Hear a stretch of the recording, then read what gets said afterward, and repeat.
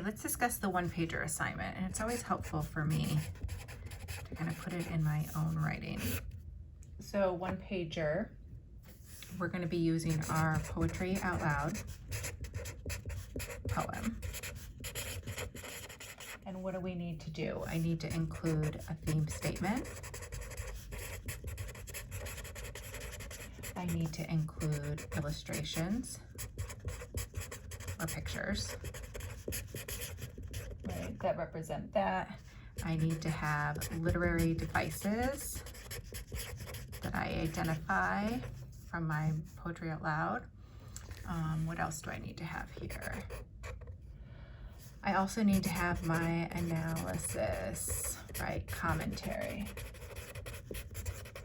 Okay, so these are all the things I need. So I already have some of my literary devices because, as you can see, what we did last class where I was looking, we were annotating the poem and seeing what was there and everything, I already have some literary devices, right?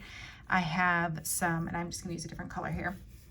I have some like positive and negative, right? And we talked about our connotation and denotation, which are literary devices. So words that are positive and words that are negative, looking specifically at diction or word choice. I also have, right, a rhyme here. I have a compare and contrast that's happening. I have some alliteration, right? I have some personification. I have some figurative language down here. So I already have done most of the work in my annotation. And if you haven't, then you may want to go back and do a second annotation of your reading. And you'll notice even my like third period annotation and my fourth period annotation look a little bit different, just because sometimes when I read things, I read them a bit differently. So I'm going to take what I have here and I'm going to grab my brand new sheet of paper here. I'm gonna title it, you know, and this is my rough draft, but still, I'm gonna title it Caged Bird. And when we talk about poems, we put them in the quotation marks like it's an article. An entire collection of poems would be in italics. And I'm gonna put Maya Angelou's name. All right, and I'm gonna use the image of a caged bird because I feel like it makes perfect sense here. So as always, my drawings are not fantastic. So these are going to be my cages. They look a bit like bells, I know. And then I'm going to have two, and I'm going to have the two up here as like the free bird. So I'm going to put like free. And then down here, I'm going to draw two other ones. And these ones down here, I'm going to have be my caged bird. So maybe to represent that, I give these ones lines. Again, not the strongest illustrator, you'll get it. And then I'm gonna say caged down here. So automatically, I have this compare and contrast going along. So I'm gonna kind of, I don't know, write it over here. And this is my rough draft, so if it's not perfect, it's okay.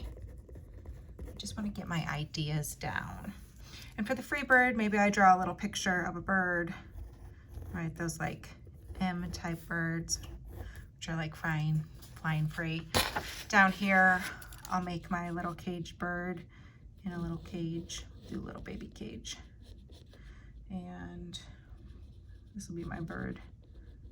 And that's the wing, it's a little beak, and there it is, kind of sad and within the cage. Okay, now I got kind of some images going around.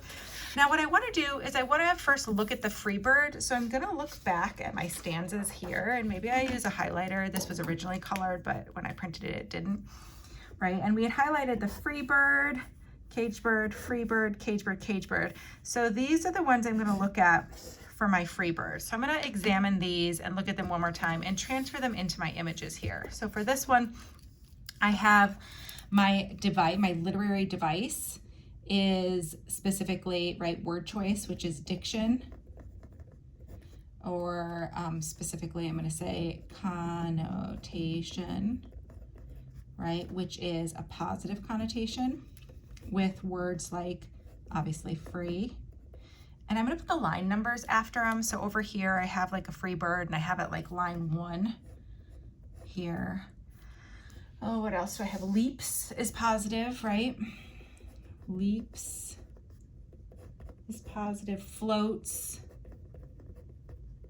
is also positive. That's in line 3. And even remember we talked about dipping the wing, so dip is also positive, and that's in line 5, right? All of these kind of like connotations. And maybe I want to kind of look down here, right? Like soft, breeze. We talked about the fat worms, how fat is normally negative, but here it's positive. So I'm going to add some of those. Soft would be on line 24, because it's always good practice to make sure that you're looking at the whole poem and not just one section. Let's see, fat worms, and that's 25. You can see my rough draft, like in my final copy, I want to make this bigger and get it in there and make it look a little prettier, and I'll give you a copy of that too to see what it looks like. But here I'm just getting these ideas, the idea of a sky, right? Which is like positive and freeing and all those things. So diction connotation, right, is positive. Now I'm going to do the same thing down here. I think it'll be easier. Instead of going across, I'm going to go down and talk about the negative connotation here. And maybe this time I'm just going to write a note to myself, since it's a draft, like this diction and connotation. I should probably maybe I'll put the literary device down here for myself. That might be a better spot for it. So down here, I'm still going to be talking about diction. I'm going to be talking about the connotation of words, which is what we think of with a word if it's positive or negative. And here we're going to be looking at the negative type words. So with this one, I'm going to look at the caged bird, right? A bird that stalks on his narrow cage. So here we have, that's the repetition. So I know which ones I'm looking at. So here we have the word stalks, which we just talked about, right? No one wants to be stalked. And that's on line 8. Narrow, clipped, narrow is line 9, clipped is line 12, tied, 13, and let's look down at this one, right? The fearful trill, T-R-I-L, and that's on 33. And we'll put hill, distant, because distant is like a negative, like it's far away, you can barely see it. Let's make sure I get this. 32, and this was, distant is 30. I messed up here, 38, 37, 36. I remember when I numbered those, I was like, this isn't great. Okay, so I have a compare and contrast here, and here I have, right, all the negative diction and connotation I'm talking about. Here I have the positive. Over here, maybe I do some different things. And even though these are kind of matching, like positive, negative, these don't necessarily have to be, or maybe I want to add some different ones. I don't know, right? It's my rough draft, because I definitely have imagery, right? We talked about that. Where did I put that one? I think I had it up here, right? The orange sun rays, this visual imagery. I guess I should have put that up here because it's positive. I don't know. Let's do this. Imagery. I can always change my mind. Right, the orange sun rays. That's line 6. Maybe I use the open his throat to sing. Opens his throat to sing. And that's 14. Maybe if I look for some negative, right? A fearful trill. I could use that one right there. That one's more of an audio imagery, like a trill. You can like hear it almost. And that is line 32. Maybe the grave of dreams. Imagery, I don't know. I know that's figurative language. I'm going to put a question mark. I'll check into it and think about it some more. Grave of dreams. That's on 27. Right, let me think about some other things that I want to do, and if I want to do them. So I think I'm going to talk mostly about this kind of negative and positive imagery, but there's also some things, and I'm just going to grab another color here to point out to myself that I might want to discuss. I might want to discuss this idea of, right, every other line, this rhyme, right, which I have up here and I have down here too. This may be repetition. I think this is important. We talked about this, the turn, where things like change with that but. So I don't know, I highlighted those green for me to like remind myself and go back. So I have so let's see, what do I have? I have my illustrations, pictures, got it. I have literary devices for sure, got those. But now I need a theme statement and analysis and commentary. And remember, we did talk about a theme here. What's interesting is I've kind of obviously done this before, and last time I read it, I had kind of a different theme of this free and cage, like we all seek freedom from physical and mental cages. But as we know, like this is in fine rough draft, but themes can't be that specific. So I'd have to like change that. I was like freedom from physical and mental hindrances. Yeah, it could be. But maybe some people maybe. Some people have freedom while others don't, and they want it. Let's read. The kids are strings with a better tune. Maybe we all deserve it. Some people have freedom while others don't, and maybe I say something like everyone deserves to be free. Right, something like that. So let me think about, I think I want my theme kind of in the middle here. So first let me put like topics, because I think that's really helpful. So, right, obviously like freedom is our main topic of this. So then I'm going to write my theme, and I'm going to say some people have freedom while others don't.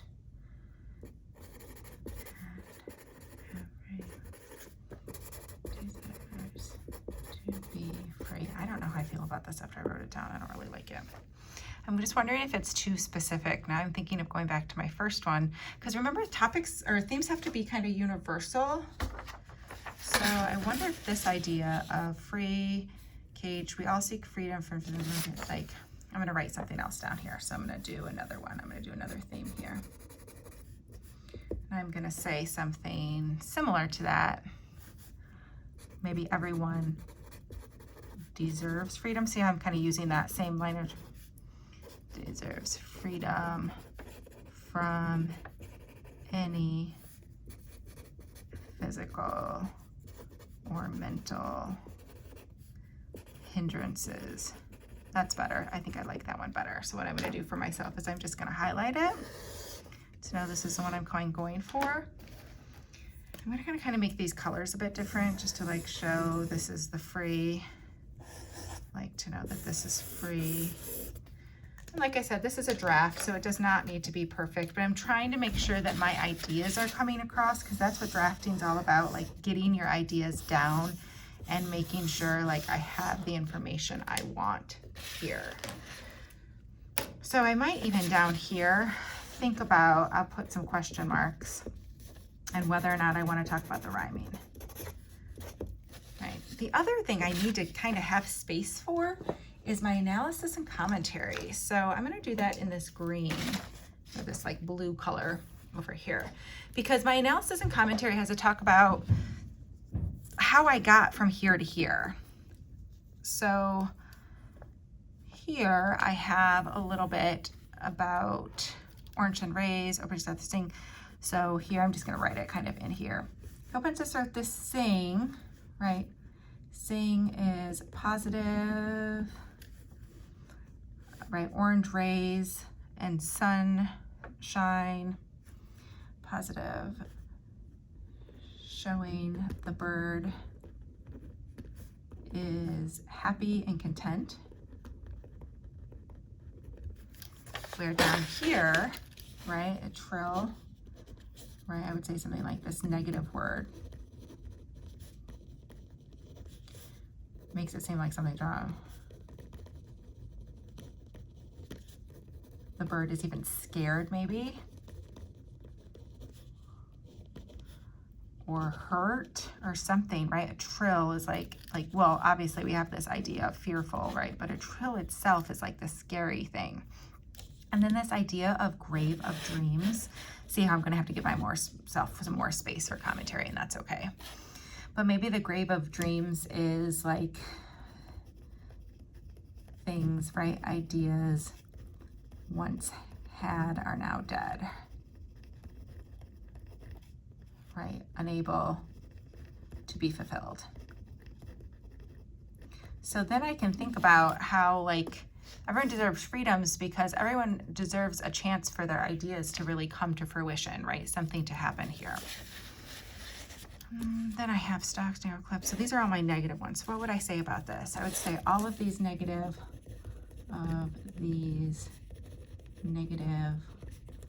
words are in stark contrast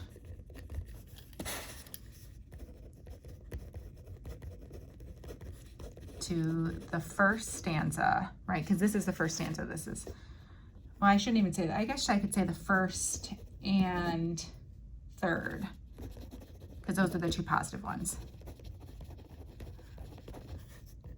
Of positive words showing how different life is in a cage.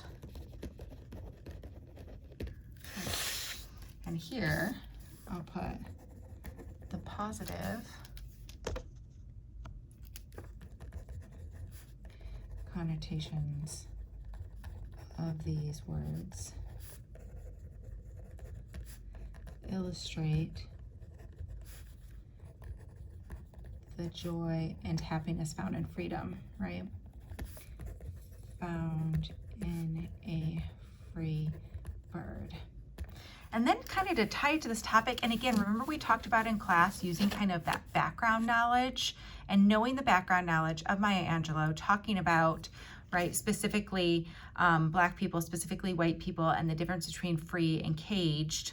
So I have to use all of that background knowledge that we have kind of studied and thought about and think about everyone deserves freedom from mental hindrances. I could kind of connect these two, like the positive of these words illustrate joy and happiness found in a free bird. And I could say, like, as Maya Angelou discussed in her poetry. So I'm just gonna write a little note over here kind of towards my theme so I know, like, I'm trying to connect these two, right? The free,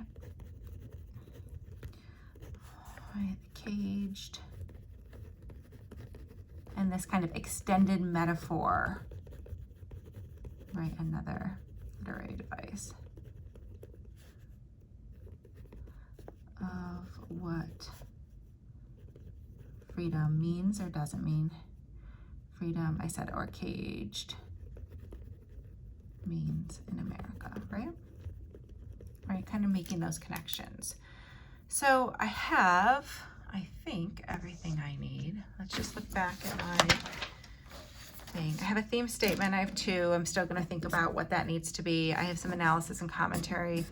I think I might need to add a little bit more as I kind of do my final draft. But here is my rough draft now, and I'm going to go ahead and put rough draft. Right, which means I'm going to come back to it. But it has all of these ideas I need. This is what I want to see from you, because I think it'll be really helpful for me to see what path you're on and see where to go from here.